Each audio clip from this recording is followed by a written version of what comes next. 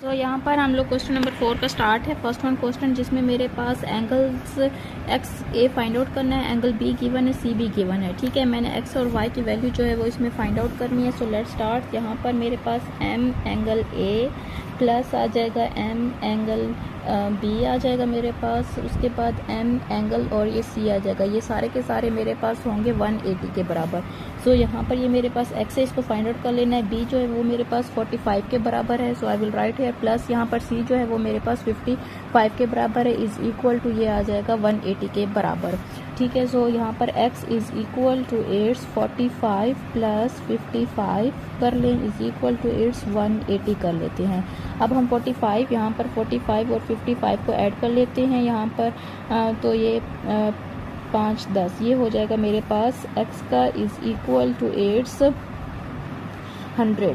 ठीक है, ये मेरे पास 100 है, इज इक्वल टू इट्स 180 आ जाएगा मेरे पास। So x is equal to it's 180 degree minus आ जाएगा ये मेरे पास 100 डिग्री। ठीक है, सो x की वैल्यू जो वो मेरे पास आ जाएगी 80 डिग्री। ठीक है, just 80 degree.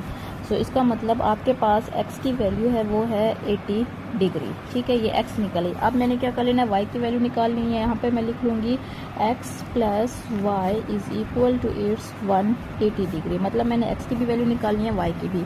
So y degree is equal to it's 180 कर लूँगी, माइनस आ जाएगा मेरे पास ये x की वैल्यू। ठीक है ना, सो यहाँ पर मैं लिख लूँगी y is equal to it's मैं लिख लूँगी 180 डिग्री और x जो मेरे पास था वो 80 डिग्री निकला था। तो यहाँ पर y जो है वो मेरे पास आ जाएगा 100 डिग्री। इस तरह से मैंने क्या निकाल लिया, x की भी वैल्यू फाइंड आउट कर लिया और यहाँ पर मैंने y की भी वैल्यू फाइंड आउट करनी है with the help of the given axis. तो आपने यहाँ पर x और y की वैल्यू इजीली फाइंड आउट कर लेनी है।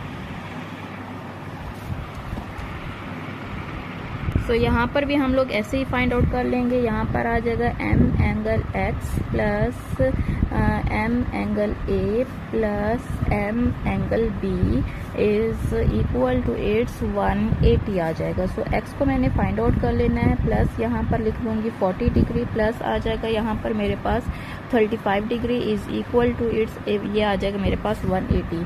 सो x is equal to it's 40।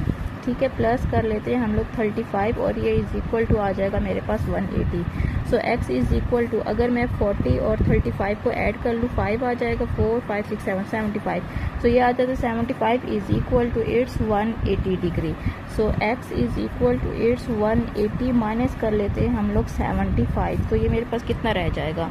सो यहाँ पर मैं लिख लेती हूँ 180 और 75। ठीक है, 10 में से 5 गया 5, ये रह गया था मेरे पास 7 में से 7 गया 0 और ये 1 का 1 एज इट इज़। तो ये मेरे पास x की वैल्यू आ जाएगी, इट्स विल बी 105 एंगल। ठीक है, ये 105 मेरे पास x निकला है। अब मैंने y की निकाल लेनी है।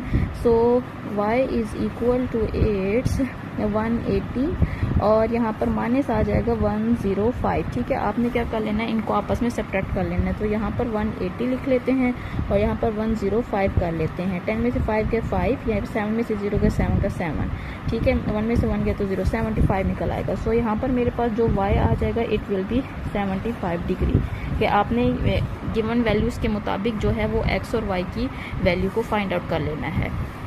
नेक्स्ट यहाँ पर क्वेश्चन नंबर 3 जिसमें मेरे पास दिया हुआ है a और b, तो मतलब मैंने c की फाइंड आउट करनी है। So m angle a plus m angle b plus m angle c is equal to it's 180 के बराबर है। a मेरे पास सो यहाँ पर 3 की जो स्टेटमेंट है 80 45 और x फाइंड आउट कर लेना है। इन दोनों को ऐड कर लेंगे, हमारे पास 125 आ जाएगा। 180 में से 125 को सब्ट्रैक्ट कर लेंगे तो हमारे पास 55 आ जाएगा। y की भी हमने फाइंड आउट कर लेनी है, y में से हम लोग 100 को सब्ट्रैक्ट कर लेंगे तो वो जो y की वैल्यू आ जाएगी हमारे पास वो आ जाएगी 80। तो मतलब हमारे पास x जो आ गया वो 55 है और जो y है वो 100 में है, जिसका क्वेश्चन नंबर हमारे पास ये 3 है। सो नेक्स्ट क्वेश्चन नंबर 4 जिसकी स्टेटमेंट एंगल a b और c 180 के बराबर है। a 50 b 50 70 और 180, इन दोनों को जब हम ऐड करेंगे 120 आ जाएगा, इज इक्वल टू इट्स 180 आ जाएगा। 180 में से 120 गए तो वो हमारे पास 60 आ जाता है। अब हमने क्या कर लेना है, 180 में से 60 को हमने माइनस कर लेना है। तो यहाँ पर जो मेरे पास एंगल रह जाएगा x की वैल्यू, क्योंकि हम यहाँ पर मेरे पास x की वैल्यू रह जाएगी, इट विल बी 120 एंगल। जो एंगल मेरे पास x रह जाएगा वो हो जाएगा मेरे पास 120। तो नेक्स्ट वन क्वेश्चन है, क्वेश्चन नंबर 5 है हमारे पास, जिसमें एंगल ए बी सी मैंने राइट डाउन कर लिया है, सी फाइंड आउट कर लेना है। सो ये y इक्वल टू 116 है, मतलब आपने वैल्यूज़ को लिख लेना है और यहाँ पे 116 में से 180 गया। अगर मैं यहाँ पे लिख ली तो 180 में से 116 को माइनस कर लेते हैं, 10 में से 6 गए 4, यहाँ पे 7 में से 1 गए तो ये मेरे पास रह गया 6, 1 में से 1 गया 0, तो ये मेरे पास रह गया है 64। तो y की वैल्यू जो निकल आई है वो निकल आई है एंगल 64। अब मैंने वापस वही स्टेटमेंट कर ली है, 7y 6 और 4 और ये आ गया मेरे पास 64। इन y की वैल्यूज़ को ऐड कर लेंगे, 11y बन गया और 70 अलग हो गया मेरे पास, ठीक है। मतलब 64 कर ले और ये 6 कर ले तो ये 70 इज इक्वल टू 180 आ गया मेरे पास। तो उसके बाद मैंने क्या कर लेना है, यहाँ पर 11y आ गया, 180 में से 70 गए वो 110 बच जाता है मेरे पास, डिवाइडेड बाई 11 पे कर लेंगे तो y की जो वैल्यू हमारे पास वो आ जाएगी 10, ठीक है। सो इस तरह से हमारा इसका क्वेश्चन नंबर 5 भी सॉल्व हो गया है एक्सरसाइज 11 का। नेक्स्ट वीडियो में हम लोग नेक्स्ट क्वेश्चन सॉल्व करेंगे।